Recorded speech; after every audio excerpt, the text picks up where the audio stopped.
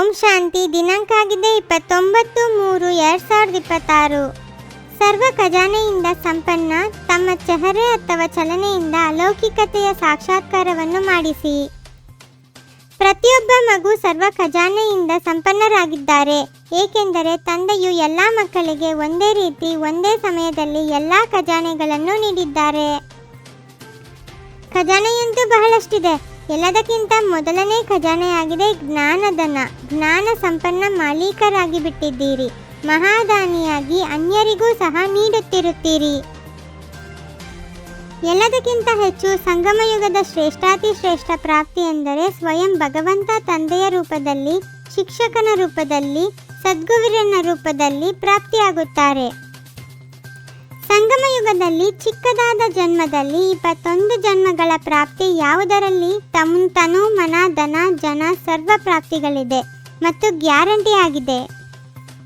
ಎಲ್ಲದಕ್ಕಿಂತ ಹೆಚ್ಚು ಮಹತ್ವಪೂರ್ಣವಾಗಿರುವುದು ಸಂಗಮಯುಗದ ಒಂದೊಂದು ಸೆಕೆಂಡ್ ಅನೇಕ ವರ್ಷಗಳಿಗೆ ಸಮಾನವಾಗಿದೆ. ಸರ್ವ ಪ್ರಾಪ್ತಿಗಳೆಲ್ಲವೂ ಈ ಚಿಕ್ಕದಾದಂತಹ ಯುಗದಲ್ಲಿ ಇದೆ, ಮತ್ತು ಯಾವುದೇ ಯುಗದಲ್ಲಿ ಈ ಎಲ್ಲ ಪ್ರಾಪ್ತಿಗಳು ಇಲ್ಲ. ಪರಮಾತ್ಮನ ಮಿಲನದ ಅತೀಂದ್ರಿಯ ಸುಖದ ಸರ್ವ ಬ್ರಾಹ್ಮಣ ಪರಿವಾರದ ಆದಿ ಮಧ್ಯ ಅಂತ್ಯದ ಜ್ಞಾನ ಅದೆಲ್ಲವೂ ಈ ಸಂಗಮದಲ್ಲೇ ಸಿಕ್ಕಿದೆ. ಪ್ರತಿ ಕಲ್ಪ ಸಿಗುತ್ತಿರುತ್ತದೆ. ತಮ್ಮ ಖಜಾನೆ ಸಂಪನ್ನ ಚೆಹರೆಯಿಂದ ಚಲನೆಯಿಂದ ತಮ್ಮ ಅಲೌಕಿಕತೆಯು ದೂರದಿಂದಲೇ ಸಾಕ್ಷಾತ್ಕಾರವಾಗುತ್ತದೆ.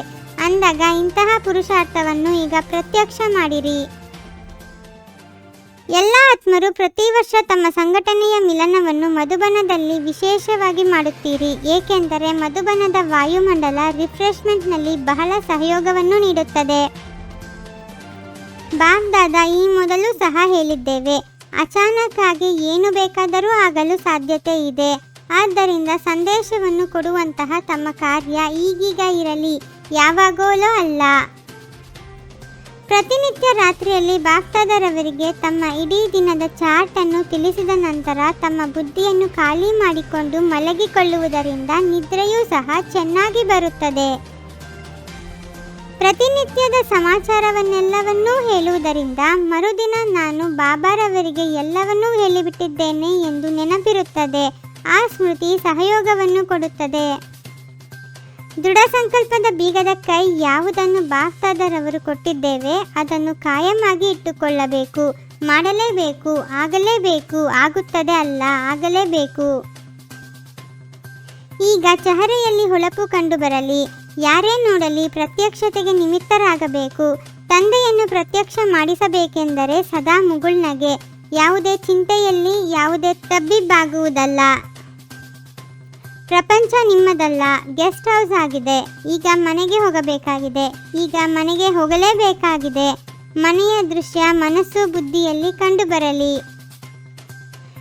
ಈಗ ಲಕ್ಷ್ಯ ಇಟ್ಟುಕೊಳ್ಳಿ. ಬೇಹದ್ದಿನ ವೈರಾಗಿ ಮತ್ತು ಸಾಹಸ ಮತ್ತು ಒಲವು ಉತ್ಸಾಹದ ರೆಕ್ಕೆಯಿಂದ ಹಾರುತ್ತೀರಿ ಮತ್ತು ಹಾರಿಸುತ್ತೀರಿ. ಈಗ ಹಾರುವಂತಹ ಸಮಯವಾಗಿದೆ. ತಮ್ಮ ಶ್ರೇಷ್ಠ ವೃತ್ತಿಯ ಮೂಲಕ ಶುದ್ಧ ವಾಯುಮಂಡಲವನ್ನಾಗಿ ತಯಾರು ಮಾಡುವಂತಹ ಸದಾ ಶಕ್ತಿಶಾಲಿ ಆತ್ಮಭವ.